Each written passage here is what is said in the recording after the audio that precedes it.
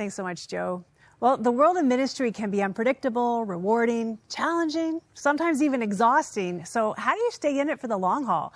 Well, we thought we'd ask someone who has done it for many decades. Brian Stiller currently serves as the Global Ambassador for the World Evangelical Alliance, which is a network of national Christian alliances in 143 countries. Brian, thanks so much for joining us. Nice to be here with you. It's great to have you back. You know, you've been here over the years. And as I mentioned, you've done so much in ministry. You have been a pastor. You were leading the Evangelical Fellowship of Canada. You took the finances of a bankrupt college and seminary and turned it around, which is now Tyndale.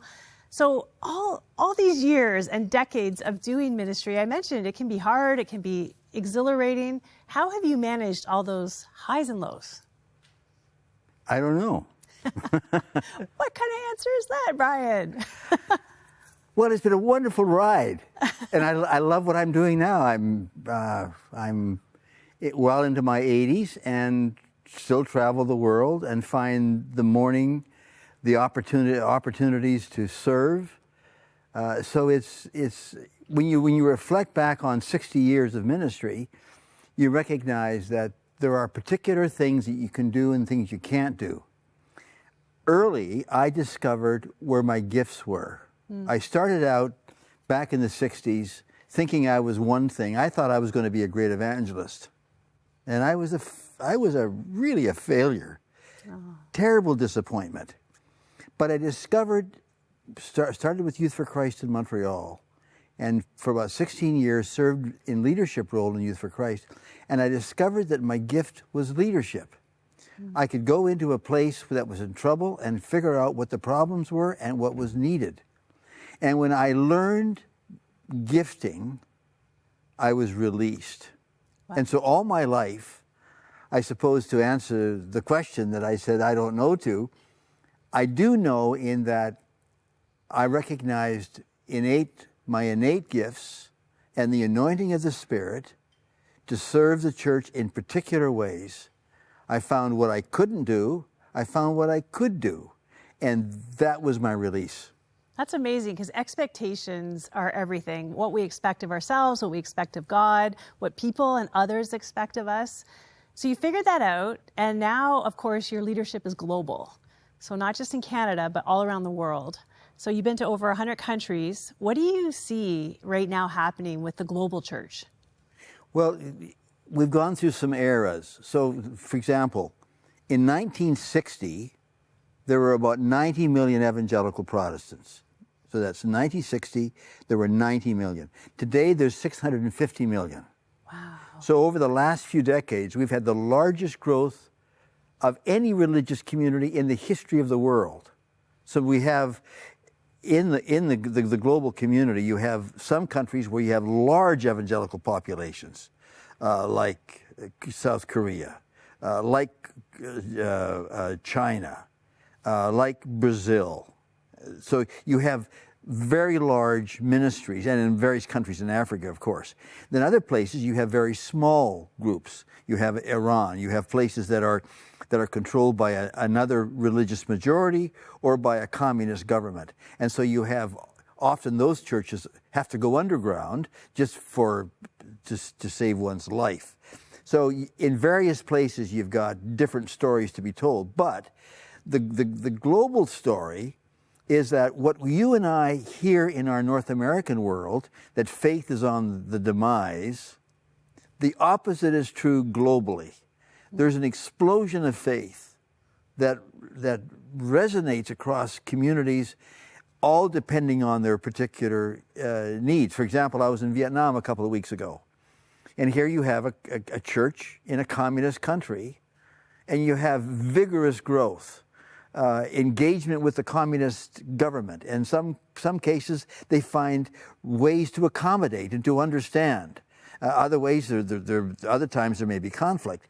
But so in the most difficult situations, you have the innate desire of the human soul to discover the Creator and to live at peace and to be energized by that Creator. Now, we know that Creator is Jesus Christ, and by the Spirit we are empowered.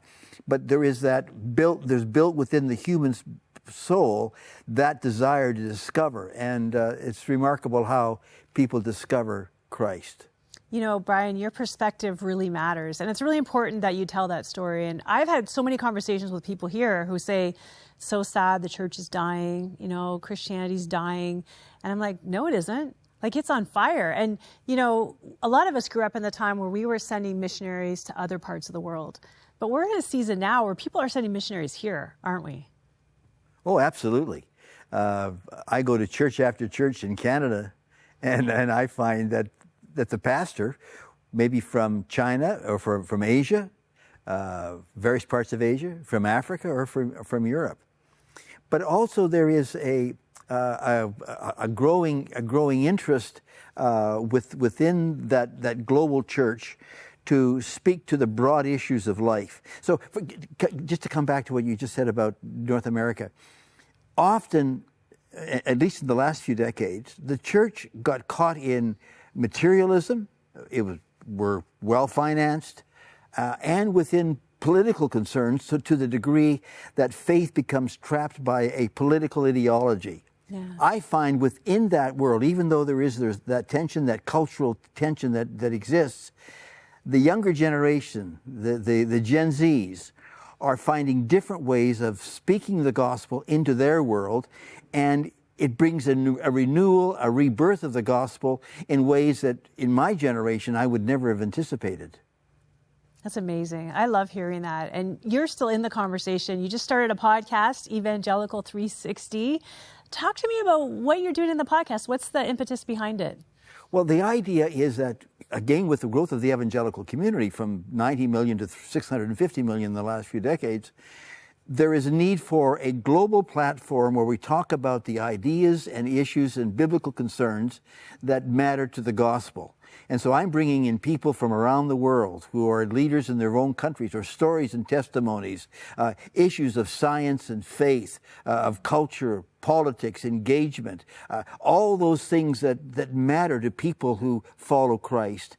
We've created this global platform to bring in those speakers and ideas and writers that allow us to explore what Christ is saying to the church today and how the gospel speaks into the issues of today. I think that's always, speaking of finding your gifts and your strengths, I think that has always been one of your strengths, something I've always appreciated about you.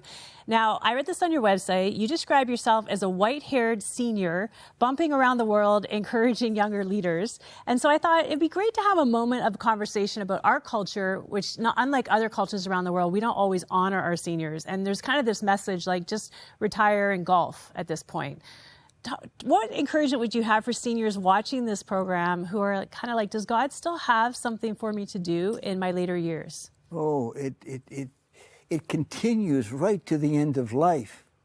I just wish people in my generation and those that are in the process of, we're all aging, but those that are moving closer to the end of life, to understand that the enormous experience and gifts and understanding and capabilities that they have can merge into service and ministry in surprising ways today. I encourage you, just take a step, make one attempt to serve in particular ways.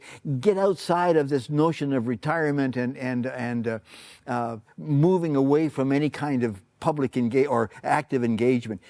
Try something. God will take your gifts, your capabilities, your contacts, your resources, and use you in ways that you never would have expected. So I'm just an old white-haired guy, and I bump around the world, and I'm looking for younger leaders to encourage. And I'm just amazed at the doors that God opens as I come to those doors, knock on the door, and they open, and it opens into opportunities and service that I never would have thought earlier in life. So it never ends. Just don't believe it does end. I so agree with you. I have a friend who's 80, and sometimes she says to me, people tell me I should slow down or, should I quit? And I'm like, if you can still have the strength to do it, do it. Go for it. Don't stop. Don't listen to those voices, because you have so much to offer. And, you talk about encouraging younger leaders. You talk about Gen Z. I think of you with 60 years of ministry experience. What advice would you give to Gen Z about keeping their fire and passion for Jesus alive? Know the scriptures. Take time find a discipline in your life where the scriptures become core to your life. The text becomes something that easily trips off your lips, that your mind can go to in different moments when you need help. Start there. Use your gifts. Take your gifts. Don't try and be who you aren't. Use the gifts that God has given. Risk. Take risk. Don't stay in the comfort zones of your own culture or your own family or your own experience.